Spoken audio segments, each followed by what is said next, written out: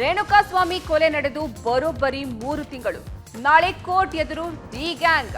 ರೇಣುಕಾ ಕೊಲೆ ಕೇಸ್ನಲ್ಲಿ ಕರ್ತವ್ಯ ನಿಷ್ಠೆ ಪಾಲಿಸಿದ ಪೊಲೀಸರಿಗೆ ಮೆಚ್ಚುಗೆಯ ಮಹಾಪುರ. ರಾಜ್ಯದಲ್ಲಿ ಮತ್ತೆ ಸಿಎಂ ಜಟಾಪಟಿ. MB Patil versus Shivananda Patil. ಸತೀಶ್ ಜಾರಕಿಹೊಳಿ ಪರ ಮುಂದಿನ ಸಿಎಂ ಅಭಿಯಾನ. ಇದೆಲ್ಲದರ ಜೊತೆಗೆ ಮತ್ತೊಂದಷ್ಟು ಸುದ್ದಿಗಳು ನೋಡ್ತಾ ಹೋಗೋಣ ಕರ್ನಾಟಕ ಟಾಪ್ 20ಯಲ್ಲಿ.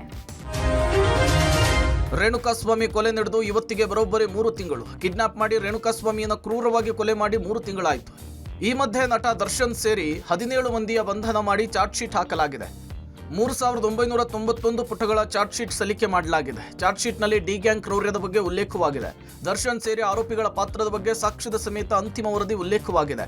ಇನ್ನು ಈ ನಡುವೆ ಬಳ್ಳಾರಿ ಸೆಂಟ್ರಲ್ ಜೈಲಿನಲ್ಲಿರುವಂತಹ ರೇಣುಕಾಸ್ವಾಮಿ ಕೊಲೆ ಆರೋಪಿ ದರ್ಶನ್ ಫಿಟ್ನೆಸ್ ಕಾಪಾಡಿಕೊಳ್ಳುವುದಕ್ಕೆ ಹೆಣಗಾಡ್ತಿದ್ದಾರೆ. ಅನ್ನಕ್ಕೆ ಬ್ರೇಕ್ ಹಾಕಿದ್ದು ಚಪಾತಿ ಮುದ್ದೆ ಊಟಕ್ಕೆ ಮೊರೆ ಹೋಗಿದ್ದಾರೆ. ಜೈಲಲ್ಲಿ ಗಂಟೆಗಟ್ಟಲೆ ವಾಕಿಂಗ್ ಮಾಡ್ತಿದ್ದಾರೆ.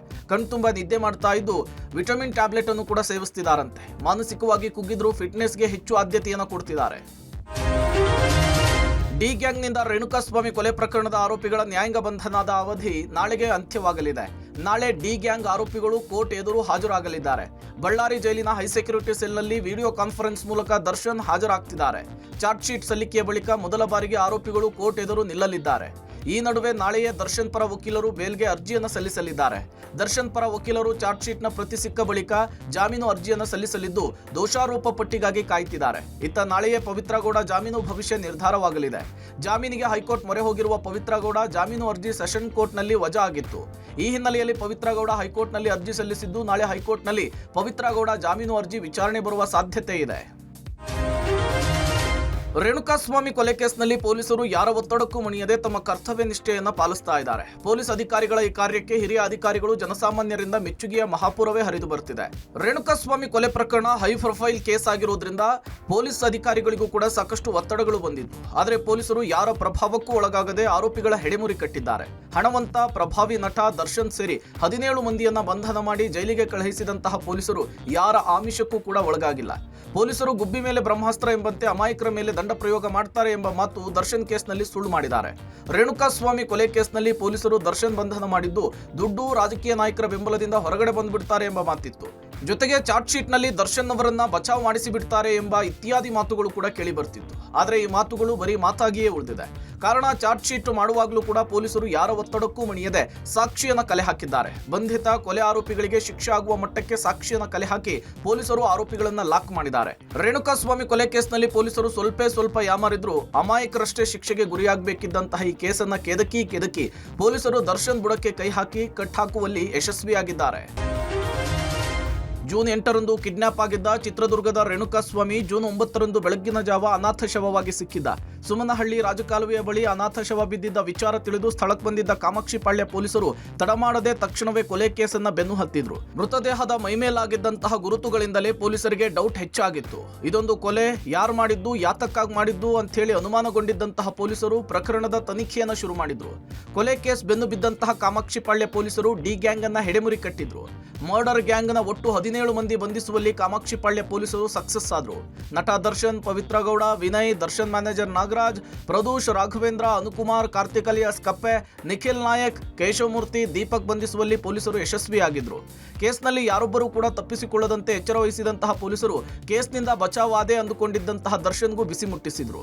ದೊಡ್ಡ ಗ್ಯಾಂಗ್ ದಾಳಿ ಮಾಡಿ ಭೀಕರವಾಗಿ ರೇಣುಕಾಸ್ವಾಮಿಯನ್ನ ಕೊಂದಿದ್ರೂ ಕೂಡ ತಪ್ಪಿಸಿಕೊಳ್ಳಲು ಹೆಣೆದಿದ್ದಂತಹ ಬಲೆಯನ್ನ ಪೊಲೀಸರು ಭೇದಿಸಿ ಬಂಧಿಸಿದ್ದಾರೆ. ರೇಣುಕಾಸ್ವಾಮಿ ಕೊಲೆ ಕೇಸ್ನಿಂದ ಇನ್ನೇನು ಬಚಾವಾದ್ವಿ ಅಂದುಕೊಂಡು ಮೈಸೂರಿನಲ್ಲಿ ಡೆವಿಲ್ ಶೂಟಿಂಗ್ ನಲ್ಲಿ ತೊಡಗಿದ್ದ ದರ್ಶನ್ ಕೈಗೆ ಕೋಳ ತೊಡಿಸಿ ಕರೆತಂದು ಬಾಯಿ ಬಿಡಿಸುವಲ್ಲಿ ಪೊಲೀಸರು ಯಶಸ್ವಿಯಾಗಿದ್ದಾರೆ. ರಾಜ್ಯದಲ್ಲಿ ಮತ್ತೆ ಸಿಎಂ ಜಟಾಪಟಿ ಶುರುವಾಗಿದೆ. ಹೈಕೋರ್ಟ್ನಲ್ಲಿ ನಾಳೆ ರಾಜ್ಯಪಾಲರ ಪ್ರಾಸಿಕ್ಯೂಷನ್ ಅನುಮತಿ ವಿಚಾರದಲ್ಲಿ ಚರ್ಚೆ ಮುಂದುವರಿಯಲಿದೆ. ಸೆಪ್ಟೆಂಬರ್ 12ರ ಬಳಿಕ ತೀರ್ಪು ಹೊರಬೀಳಲಿದೆ. ಒಂದು ವೇಳೆ ವ್ಯತಿರಿಕ್ತ ತೀರ್ಪು ಹೊರಬಂದರೆ ಸಿಎಂ ಸಿದ್ದರಾಮಯ್ಯ ಸಂಕಷ್ಟಕ್ಕೆ ಸಿಲುಕುವ ಸಾಧ್ಯತೆಗಳಿದೆ. ಇದೇ ವೇಳೆ ಸಿಎಂ ಕುರ್ಚಿ ವಿಚಾರದಲ್ಲಿ ಜಟಾಪಟಿ ಜೋರಾಗಿದ್ದು, ನಿನ್ನೆ ಸಚಿವ ಎಂಬಿ ಪಾಟೀಲ್ ಕೊಟ್ಟ ಹೇಳಿಕೆ ಕಾಂಗ್ರೆಸ್ ಪಕ್ಷದಲ್ಲಿ ಭಾರೀ ಸಂಚಲನ ಕಾರಣವಾಗಿದೆ. ಕಾಂಗ್ರೆಸ್ನಲ್ಲಿ ಒಂದಲ್ಲ ಒಂದು ದಿನ ನಾನು ಸಿಎಂ ಆಗ್ತೇನೆ ಅಂತ ಹೇಳಿ ಎಂಬಿ ಪಾಟೀಲ್ ನಿನ್ನೆಯಷ್ಟೇ ಹೇಳಿಕೆ ಕೊಟ್ಟಿದ್ರು. ಕಾಂಗ್ರೆಸ್ನಲ್ಲಿ ಸಿಎಂ ಬದಲಾವಣೆ ಇಲ್ಲ, ಒಂದು ವೇಳೆ ಬದಲಾಗೋದಾದ್ರೆ ವಿಜಯಪುರದಿಂದ ನಾನು ಸಿಎಂ ಆಗ್ತೇನೆ ಅಂತೇಳಿ ಎಂಬಿ ಪಾಟೀಲ್ ನೀಡಿದ ಹೇಳಿಕೆಗೆ ಸಚಿವ ಶಿವಾನಂದ ಪಾಟೀಲ್ ತಿರುಗೇಟನ್ನು ಕೊಟ್ಟಿದ್ದಾರೆ. ಕಾಂಗ್ರೆಸ್ ಪಕ್ಷದಲ್ಲಿ ಮುಖ್ಯಮಂತ್ರಿ ಸ್ಥಾನ ಖಾಲಿ ಇಲ್ಲ, ಈಗ ಸಿದ್ದರಾಮಯ್ಯ ಮುಖ್ಯಮಂತ್ರಿ ಆಗಿದ್ದಾರೆ. ಒಂದು ವೇಳೆ ಅಂತಹ ಪರಿಸ್ಥಿತಿ ಬಂದ್ರೆ ಎಂಬಿ ಪಾಟೀಲ್ಗಿಂತ ಹಿರಿಯರು ಪಕ್ಷದಲ್ಲಿದ್ದಾರೆ. ಸೀನಿಯರ್ಸ್ ಬಳಿಕವಷ್ಟೇ ಎಂಬಿ ಪಾಟೀಲ್ ಸರದಿ ಅಂತ ಹೇಳಿ ಶಿವಾನಂದ ಪಾಟೀಲ್ ಕಾಲೆಳೆದಿದ್ದಾರೆ. ಈಗ ಮುಖ್ಯಮಂತ್ರಿ ಬದಲಾವಣೆ ಪ್ರಶ್ನೆ ಬರೋದಲ್ಲ. ಸಿದ್ದರಾಮಯ್ಯ ಅವರು ಮುಖ್ಯಮಂತ್ರಿ ಆಗಿದ್ದಾರೆ, ಇರ್ತಾರೆ, ಮುಂದೇನೂ ವರಿತಾರೆ. ಮುಖ್ಯಮಂತ್ರಿ ಆಗುವಂಥದ್ದು ಸೀನಿಯರಿಟಿ ಜೂನಿಯರಿಟಿ ಬರೋದಿಲ್ಲ. ನಾನು ಕಾಂಗ್ರೆಸ್ ಪಕ್ಷದ ಸೀನಿಯರ್ ಇದ್ದೀನಿ. ನಾನು ಈಗ ಒಂದಿಲ್ಲ ಒಂದು ದಿವಸ ನಾನು ಮುಖ್ಯಮಂತ್ರಿ ಆಗ್ತೀನಿ. ಅದು ಶಿವಾನಂದ ಪಾಟೀಲ್ ಅವ್ರ ಲಾಜಿಕ್ ಪ್ರಕಾರ ಅವ್ರ ಪಾಳೆ ಅಂತೂ ಹತ್ತದಲ್ಲ. ಬಿಜಾಪುರ ಜಿಲ್ಲೆಯಿಂದ ಮುಖ್ಯಮಂತ್ರಿ ಆದರೆ ಅದು ನಾನೇ ಆಗ್ಬೇಕು, ಮತ್ತೆ ಯಾರಾಗಲ್ಲ. CM ವಿಚಾರ ನಮ್ಮಲ್ಲಿ ಸಿದ್ದರಾಮಯ್ಯನವರು ಎಲ್ಲಿವರೆಗೆ ಇರ್ತಾರೆ ಅಲ್ಲಿವರೆಗೆ ಇದ್ರ ವಿಚಾರ ಇಲ್ಲ. ಸೀನಿಯರ್ಸ್ ನಮ್ಮಲ್ಲಿ ಭಾಳ ಇದ್ದಾರಪ್ಪ. ಸೀನಿಯರ್ಸ್ ಆದಮೇಲೆ ಜೂನಿಯರ್ಸ್ ಆಗ್ಬೋದು, ಇಷ್ಟೇ ಇದೆ. MB ಪಾಟೀಲ್ ಆದ್ರೆ ನನಗೇನೂ ಅಭ್ಯಂತರ ಇಲ್ಲ. ಒಂದು ಕಡೆ ಎಂಬಿ ಪಾಟೀಲ್ ಶಿವಾನಂದ ಪಾಟೀಲ್ ಮಧ್ಯೆ ಕುರ್ಚಿ ಕದನ ಜೋರಾಗ್ತಾ ಇದ್ರೆ, ಮತ್ತೊಂದು ಕಡೆ ಸಚಿವ ಸತೀಶ್ ಜಾರಕಿಹೊಳಿ ಪರ ಮುಂದಿನ ಸಿಎಂ ಅಭಿಯಾನ ಜೋರಾಗಿದೆ. ಸತೀಶ್ ಜಾರಕಿಹೊಳಿ ಮುಂದಿನ ಸಿಎಂ ಅಂತೇಳಿ ಅಭಿಮಾನಿಗಳು ಪೋಸ್ಟರ್ಗಳನ್ನು ಹರಿಬಿಟ್ಟಿದ್ದಾರೆ. ಇತ್ತೀಚೆಗಷ್ಟೇ ರಾಹುಲ್ ಗಾಂಧಿ ಜೊತೆಗೆ ಸತೀಶ್ ಜಾರಕಿಹೊಳಿ ಮಾತುಕತೆ ನಡೆಸಿ ಬಂದ ಮೇಲೆ ಈ ಅಭಿಯಾನ ಮತ್ತಷ್ಟು ಜೋರಾಗಿದೆ. ಈ ಬೆಳವಣಿಗೆಗಳ ಮಧ್ಯೆಯೇ ಸಿಎಂ ಕುರ್ಚಿ ಕನಸು ಕಾಣ್ತಾ ಇರೋರಿಗೆ ಸಚಿವ ಭೈರತಿ ಸುರೇಶ್ ತಿರುಗೇಟನ್ನು ಕೊಟ್ಟಿದ್ದಾರೆ. ಸದ್ಯಕ್ಕೆ ಮುಖ್ಯಮಂತ್ರಿ ಸ್ಥಾನ ಖಾಲಿ ಇಲ್ಲ, ಯಾವುದೇ ಬದಲಾವಣೆಯೂ ಕೂಡ ಆಗಲ್ಲ ಅಂತ ಹೇಳಿ ಭೈರತಿ ಸುರೇಶ್ ಸ್ಪಷ್ಟಪಡಿಸಿದ್ದಾರೆ. ಈ ಮೂಲಕ ಸಚಿವ ಸ್ಥಾನದ ಆಕಾಂಕ್ಷಿಗಳಿಗೆ ಟಕ್ಕರ್ ಕೊಟ್ಟಿದ್ದಾರೆ. ಕಾಂಗ್ರೆಸ್ನಲ್ಲಿ ಕುರ್ಚಿ ಕದನದ ಮಧ್ಯೆ ಉಪಮುಖ್ಯಮಂತ್ರಿ ಡಿಕೆ ಶಿವಕುಮಾರ್ ಇವತ್ತು ಮಧ್ಯರಾತ್ರಿಯಿಂದ 7 ವಾರಗಳ ಕಾಲ ಅಮೆರಿಕ ಪ್ರವಾಸ ಕೈಗೊಳ್ಳಲಿದ್ದಾರೆ. ನಾಳೆ ಮಹತ್ವದ ವಿಚಾರಣೆ ನಡೀತಾ ಇರುವ ಬೆನ್ನಲ್ಲೇ ಮುಖ್ಯಮಂತ್ರಿ ಸಿದ್ದರಾಮಯ್ಯನವರನ್ನ ಭೇಟಿಯಾಗಿ ಪ್ರಸಕ್ತ ರಾಜಕೀಯ ಬೆಳವಣಿಗೆಗಳ ಬಗ್ಗೆ ಡಿಕೆಶಿ ಮಾತುಕತೆ ನಡೆಸಿರೋದು ಕುತೂಹಲ ಕೆರಳಿಸಿದೆ. ಯಾವ ಕಾರಣಕ್ಕೂ ಆಗಲ್ಲ.